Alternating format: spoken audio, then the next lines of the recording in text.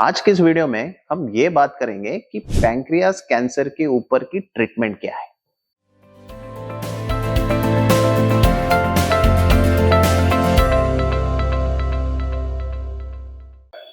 Hello friends, मेरा नाम doctor अंकित पोद्दार, मैं एक लैप्रोस्कोपिक एंड कैंसर सर्जन हूं मुंबई से।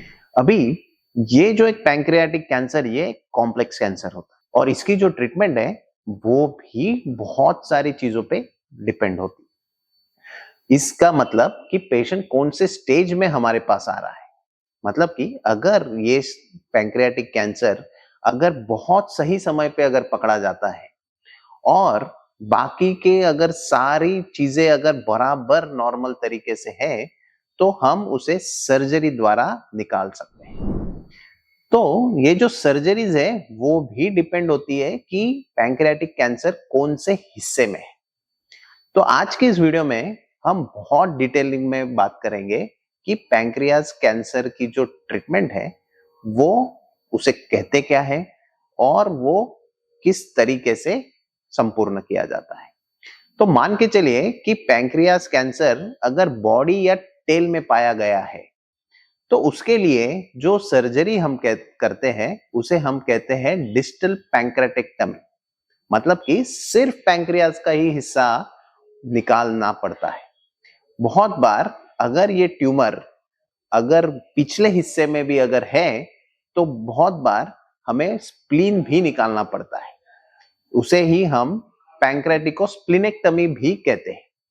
पर अगर कई सारे अगर ट्यूमर बहुत ही सुपरफिशियल है और अगर हम स्प्लीन को अगर बचा सकते हैं तो हम स्प्लीन को बचाने की पूरी कोशिश करते हैं और ये सर्जरी हम पूरी लैप्रोस्कोपिकली कर सकते हैं।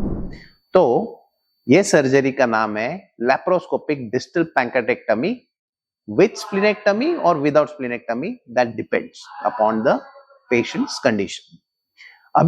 अभी हम बात करेंगे कि मान के चलिए कि अगर पैंक्रियास कैंसर का जो ट्यूमर है अगर वो हेड या नेक पर है तो वो जब हम उसकी ट्रीटमेंट करते हैं हम उसे कहते हैं विपल सर्जरी।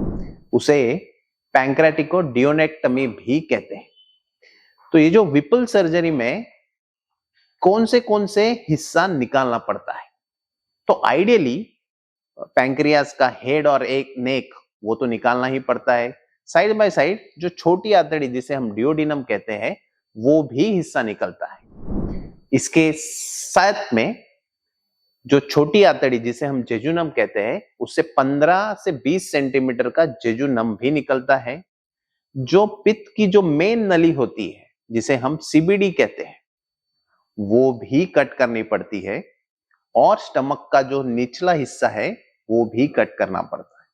इसीलिए विपल सर्जरी को बहुत ही सुप्रा मेजर सर्जरी के नाम से जाना जाता है। और ये सब हिस्सा निकालने के बाद छोटी आंतड़ी को वो सब चीजों से ज्वाइन किया जाता है जहां से हमने ये हिस्सा निकाला हुआ है। मतलब कि स्टमक के निचले हिस्से में जो मेन पित्त की नली है उधर और जो स्वादुपिंड का जो बचा हुआ हिस्सा है उधर हम छोटी आंतड़ी को अटैच करते हैं ताकि अपना बाकी का जो सब रूटीन प्रोसीजर है वो होता रहे।